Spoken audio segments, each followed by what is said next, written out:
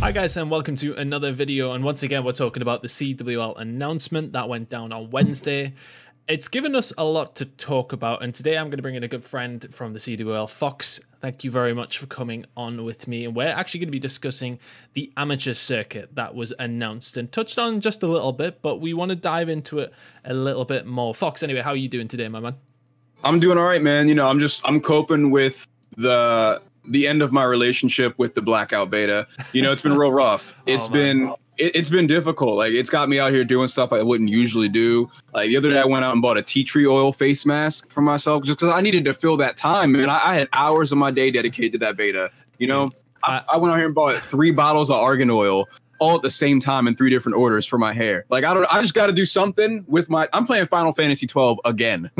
I am investing too much time into Destiny right now. I'm not going to lie to you, but it's an Activision game though, so they'll be okay with it. But at the same time, I'm going shopping tomorrow. Like, why? Why? Oh my God. I mean, please don't get me started. Like, why on a drop in firing range? Like, Tunn, I've started punishing myself for all my shopping. Like, when I put something in my cart that I don't need, I remove it and send half the amount, like the cost, to my savings. Like, that's how bad it's been. Like, I'm just trying to fill my time, man. You know, Blackout was a whole lot of fun. I'm looking forward to the Black Ops 4 season, especially with this massive reveal we just had the other day. Yeah, man, I absolutely loved Blackout, and could talk about Blackout all day, but that's not what we're here for today. It is the amateur circuit, and it's something that is maybe taken not a lot of people by surprise, but it's something different that's come in, and it's a little bit different, I want to say. To what we've seen from years gone past. So if you guys didn't see the announcement, the amateur circuit has been introduced. They're sort of developing it as a path to pro, and that's a word and slogan that they actually did use. So let's see how they develop it, and we'll see what our take is on it as well. So basically what they're doing is they're getting rid of, on the lowest level, they're getting rid of the national circuit and replacing it with the CWL national qualifiers, which will again be the same thing as what the national circuit really was, which was playing online in a tournament to get yourself to these LAN events. So now opens are going to be a part different. It's basically 2 different tournaments, isn't it, Fox? It's going to be pools, and then it's going to be the open bracket, which is going to have its own prize pool. First and foremost, I just want to know your thoughts on the overall announcement of this amateur circuit and what you really think of it. I think that it was definitely expected to see another change in the amateur scene and just the sort of the development of giving these players, again, a path to professional play. We're seeing path to pro in the Overwatch League as well, where they have things like Overwatch contenders, and just a very competitive online ranking system, different things like that. So I think it's only a matter of time before Call of Duty really steps up for something in some way for that. And I think that the guys at Activision and the Call of Duty World League, this is their take on it this time. We've gone from the Challenge Division in Black Ops 3 to the National Circuit in Infinite Warfare for World War II and everything. And then now for Black Ops 4, we're seeing the amateur circuit. I got to say, as good as Call of Duty and Activision branding is, this name is not one that I would have chosen. The amateur circuit. I don't know. It just sounds weird, man. It sounds like they're not professional circuit. There we go. Even anything, man. They could have called it like the operatives circuit. I don't know, something to stay on brand. You know what I mean? Yeah. Challenge Division would have been cool again, like we had in Black Ops 3.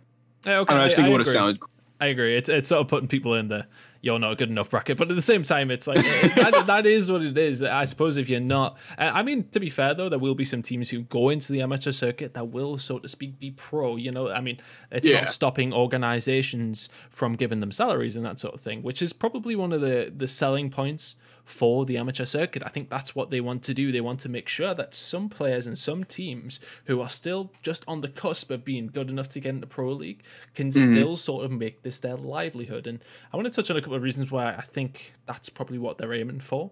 First and foremost, and obviously like this is me and you possibly involved, is the fact that this is going to actually have its own stream by the sounds of things. So, I mean, that's a big thing for them to have. If it's going to be shown open bracket, you know, it gives these teams a bit more exposure. It then actually allows an organization to come in and support these teams and sort of say to themselves, well, okay, they're still getting exposure on a big level. You know, these guys are going to be able to play their finals on the main stage. So I think that's a good important point when they're saying that this is going to support the amateur scene. I think it's a really cool thing that they're doing by like they're clearly trying to make some kind of a divide of the potentially just boring matches to watch versus the highest level of competition, right? I mean, we all know how long some of those Saturday mornings at our 3-day events can drag on with just their esports getting bodied by everybody in their groupers. You know what I mean? Like, we don't want to watch Optic just scrub the floor with some AM team or something like that. top 24. But like that's just, I understand where they're coming from. We're trying to separate this, but still giving them a platform for exposure and still bringing them around that high level of competition and letting them earn their keep, earn that spot, right? I think that's really good. Yeah. And one of the things I wanted to touch on, because I mean, I had this conversation with Lando on his show the other day, and he sort of came across as a bit of a problem that there isn't a sort of a space, there isn't relegation anymore from the Pro League. So there isn't a chance for these teams who are on the cusp to try and make that step up, where I agree with him on that. I would have liked to see a chance for them to potentially get in there at a later point, because at this moment in time, it literally comes down to play well at Vegas or you ain't in the Pro League. I mean, it's as simple as that. So that is really scary. That is really scary, especially when I think back to other initial tournaments where we saw teams just right out of the gates do crazy stuff, and then we didn't hear from them again for a while, right? Like the first thing that comes to my mind is going to be ALG from Infinite Warfare. Sinful played the best tournament of his career. Moach was on that team, and then we just didn't hear from them for the majority of the year again after that. Like, I don't know, just stuff like that worries me. But I also think that this is going to be different from that. I think this is going to be better because of the fact that the tournament's not until December, and this game comes out early in October. So that gives them almost 2 months to play the game, get used to 5v5, hash out the rule set, everything like that.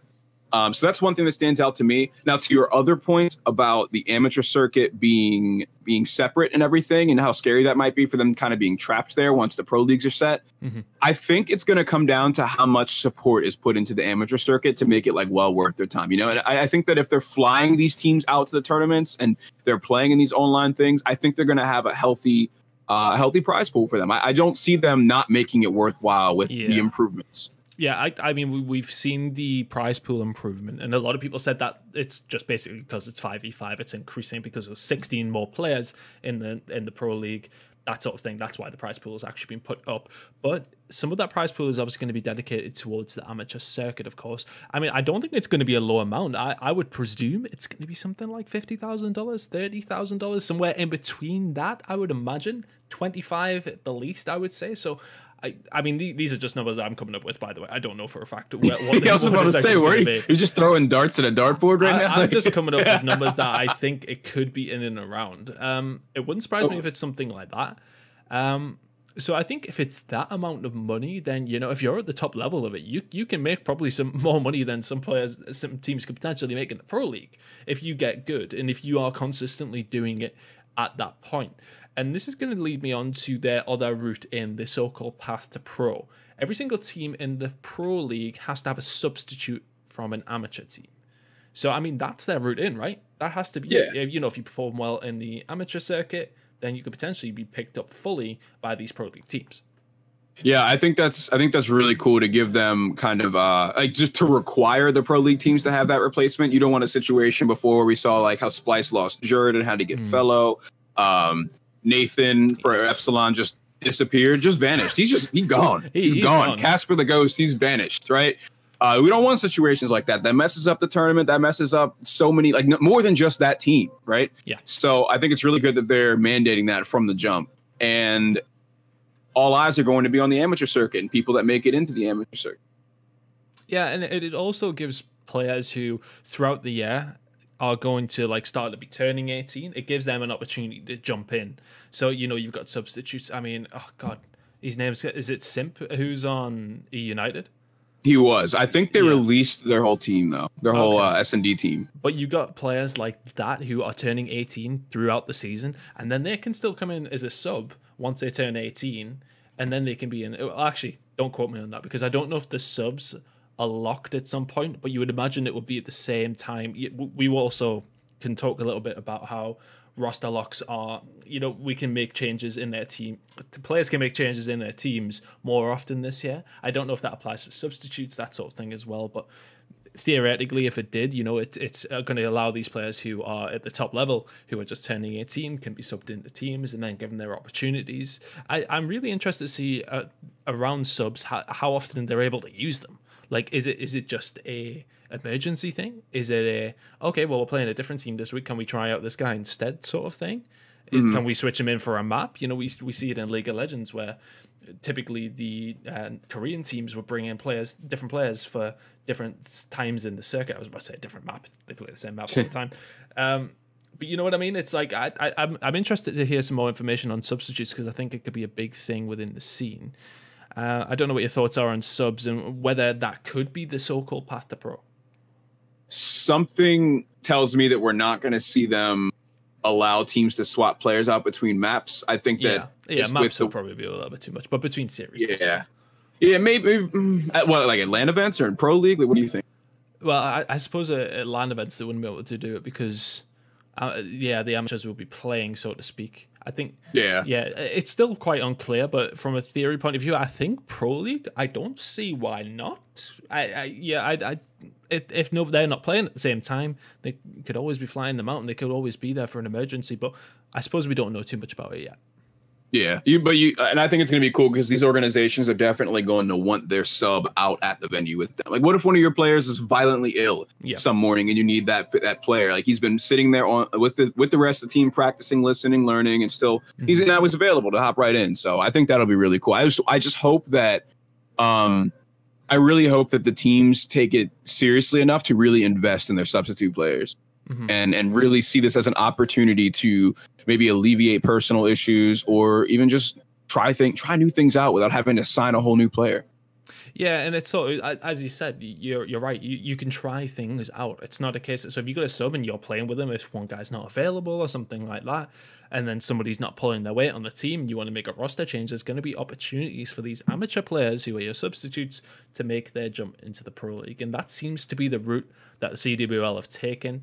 I still would have liked to see potentially teams be able to push up because, I mean, we had it all year where, and a lot of people still make the argument that there was teams better than Epsilon outside of the Pro League, and but I would argue against that. But at the same time, you know, when that chance for these amateur teams to come up into the Pro League, it was always a question of, you know, is the bottom of the Pro League much better than the top amateur team? It came out to the point of where, yes, they tended to still do pretty well, but it would have been nice to have an opportunity for amateur teams to actually make a chance at Pro League. But that's obviously not going to happen with the one season that we had this year. I'm trying to think if there's anything else to cover with the amateur circuit, because right now the details seem a little bit sparse, but I think it's going to be a really good opportunity for amateur players to showcase themselves this year.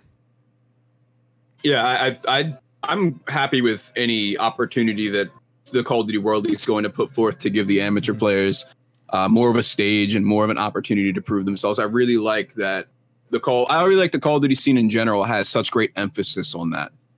Yeah, it absolutely does. Well, thank you for coming on, Fox. It was a bit all over the shop, this discussion, because, I mean, the thing is, the details are quite sparse on the amateur circuit, but as far as we're aware, it's going to probably be a good thing. The prize pool available for them, yes, okay, that's actually something we could touch on, is that they're not going to sort of be able to play in pools is what we think is going to happen throughout the rest of the year. We know they are in Vegas, but from the rest of the year, we don't know if they're going to be able to go up and have that, you know, that Saturday where, as you said, you know, the teams are getting real 3-0, but it sort of takes away from that option where teams are coming in and sometimes they get the opportunity to actually advance to the winners bracket when they get themselves into a good pool. We're not going to see that anymore. I don't know what your thoughts are on that.